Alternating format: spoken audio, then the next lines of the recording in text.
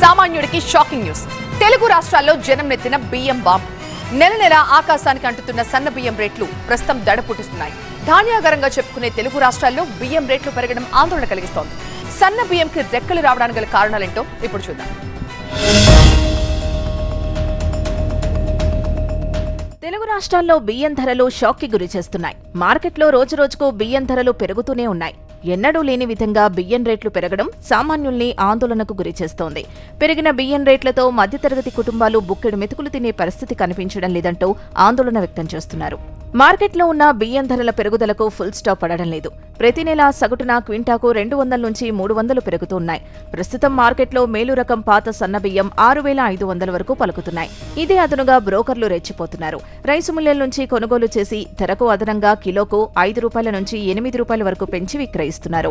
దీంతో బహిరంగ మార్కెట్లో 25 కిలోల పాత బియ్యం బస్తా ₹1,500 పైమాటే పలుకుతోంది. గతేడాది సన్న బియ్యం ధర క్వింటాకు 3,000 నుంచి 3,500 వరకు ఉండేది. పాత బియ్యమైతే 4,200 వరకు పలికేది. కానీ ఇప్పుడు 6,000 నుంచి 6,500 వరకు పలుకుతోంది. గత ఏడాదితో పోలిస్తే 25% బియ్యం రేట్లు పెరిగాయి. కొన్ని బ్రాండ్ల పేరుతో ఉన్న సూపర్ ఫైన్ రైస్ కిలో ₹70 వరకు అమ్ముతున్నారు. తెలుగు రాష్ట్రాల్లో వరి సాగు లాస్ట్ ఇయర్తో పోలిస్తే బాగా తగ్గింది. నిజామాబాద్, కరీంనగర్, నల్గొండ జిల్లాల్లో సన్న రకం వరి సాగు ఎక్కువగానే ఉన్నప్పటికీ ఆయా జిల్లాల్లోనూ బియ్యం రేట్లు తగ్గడం లేదు. కర్నూలు రకం జీలకర్ర సోనామసూరి పేరుతో వినియోగదారుల్ని బురిడీ కొట్టించి సొమ్ము చేసుకుంటున్నారు వ్యాపారులు. క్వింటాకు 6,500కు పైగా వసూలు చేస్తున్నారు. నెల నెలా పెంచుకుంటూ పోతూ సామాన్యుల్ని ఆందోళనకు గురిచేస్తున్నారు. వర్షాభావ పరిస్థితుల వల్ల కృష్ణా బేసిన్లో నీరు లేక వరి సాగు విస్తీర్ణం తగ్గిపోయింది. దీంతో మిల్లర్లు, రిటైల్ వ్యాపారులు కలిసి కొనుగోలుదారుల జేబుల్ని గుల్ల చేస్తున్నారు.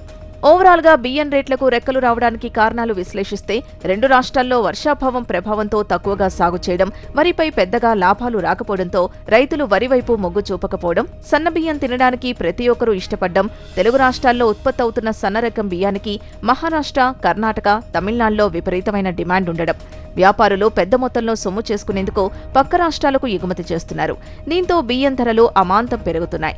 ఇక ముందు ముందు కూడా బియ్యం ధరలు మరింతగా పెరిగే అవకాశం ఉందని వ్యాపారులు చెబుతున్నారు. ఇప్పటికైనా ప్రభుత్వం చర్యలు చేపట్టి బియ్యం ధరల్ని కంట్రోల్ చేయాలని కోరుతున్నారు ప్రజలు.